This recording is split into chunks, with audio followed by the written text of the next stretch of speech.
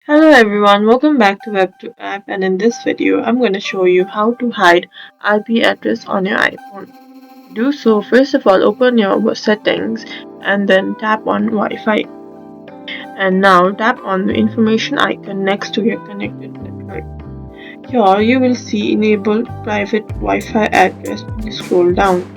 You will need to enable it if it is disabled. Now go back and then scroll down till you see Safari.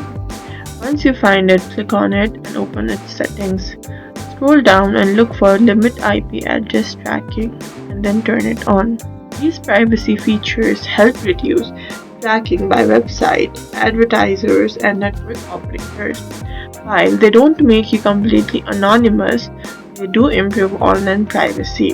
And that's it. That's how to hide your IP address on iPhone. And if this video helped you, follow us for more tips and tutorials.